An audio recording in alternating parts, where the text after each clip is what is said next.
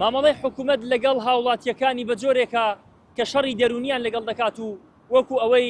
دیلی جەنجی کەوتبێتە بەردەست. لە دوێنێەوە حکوومەت ڕایگەیاندووەکەوە بنزینی پاڵپشتی کراوی 750 دیناری بەسەر 55 بنزینخانە لە سنووری پارێزگای هەولێر دابەش دەکرێت.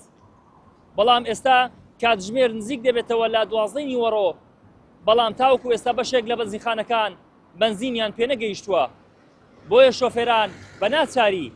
سڕەی دوور و درێژ دەگرن تاوەکو ئەو بنزینەی حکوومەت باسی لێوە دەکات پێیان بگات و دواتریش بنزینەکە وەربگرن. ئەدیار ئەمە نەبوون لە سەدەست خۆمان دادەنای خۆمان بە قوربانی هێندەکردن دەمانگۆ کوردایەتی سما کوردایەتێکا وا بوو ئەمەیانە ناوبوت ئەمەیان خۆ بکەم پارە نەما ژیانت نەما ئیشت نەما ئەمە سێ مانگە بێ ئیشم دانیشتمە لە ماڵێ پارە نەمایە بیخۆ پارەم قەت کردێرە بەنزینی ئەوە کەینی ژیانە دەبابین یەک سەعات کاکە لە زیێ بن زەم دەتوانن دێن نایەن زیان خۆشە جێکی فێنە سپید پارە بە تریۆن دێ کو دێنە سڕە ڕادەوەستن فەرمو ئەوە 2 ساعتە لە سڕەیمە بەنزینیش ناتێ و ناچارم لێ بچمەوە سوتام لەگەرمان حکومەت دەبا ئەوەندەی لە بەرچاوی بی ئەو خەڵکە هەژار و فەقیرەکەی وەکی من دەنگمان لۆدایە ئەمەها بە ئەوەی باش بزانیە حکومەتە ئەمە دەنگمان پێدا دەورەمەندەکە دەنجی پێ نەدایە هەندێک لەبەر پرسەکانی خۆشی دەنجی پێ نەدایە بەس ئەوەی دەنجی پێدایە هەمووی ئەو فەقیر و هەژارە یەکی وەکی من و ئەوەیە گوتمان بەرکو وەزعەکە باش دەبی هەر دەنگمان پێدا گوتمان بەرکو وەزعەکە باش دەبی هەر گوتمان ئەو حکومەتە لێچی باشترە بە بەرکو وەزعمان باش دەبی بەرەمەرە ڕۆژ بەڕۆژ خراپتر دەبی برا معنای خەڵک لۆ بژی خەڵک زمانی حکومەتی بە سەدام یەک جار لێی کوشتی یەک جار دیگرت و ڕمی دەکردی بەرام ئێستا کەمە هەموو ڕۆژێ جارێک بەسەر شۆڕیش دەمری. دوای دوو بڕیاری حکوومەت لە ڕابردوودا نرخی بنزین بە شێوەیەکی بەرچاو بەرز بوویەوە.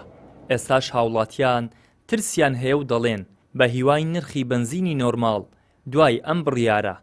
نەبێتە 2000 دینار. بشكل عام البنزين اكو ازمه شويه بالبنزين ده تعرف بە شێوەیەکی گشتی بنزین لە هەولێر نییە زۆری بنزینی نۆرماڵ و محەسەنی شەر نییە چارەسەر ئەوەیە دەبێ حکوومەت بنزین دابین بکات ئێستا بنزینی محەسەن 2000 بۆ 2000 بەڕاستی پێویستە نرخی بنزین هەرزان بکرێت نزلوا لنا من سعر البنزين لان احنا شغلنا على البنزين صراحه على قناعتنا تشرح تساعد بيها تسانابي سكو زالك هيدي تسانبوا او زارج نازل تساعد بيها لنا بابکە بەنزینەکە گرانتر نەبێت ان شاء الله نست 2000 وزاري نورمال.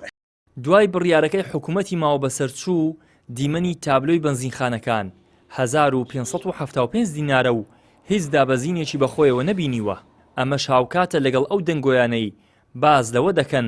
حکوومەت بنزینی داوە بە دوو کۆمپانیای کەرتی تایبەت بە ناوەکانی داڵزوڵ و نۆرث. ئێستاش هاوڵاتیان ترسیان هەیە ئەم هەنگاوە ئەوەندەی دیکە ژیان و گوزەرانیان بداتە دەست ئەژدیهاکانی کەرتی تایبەت و ئەو کەمە ئومێدەی بە هەرزانبوونی بنزین هەیەە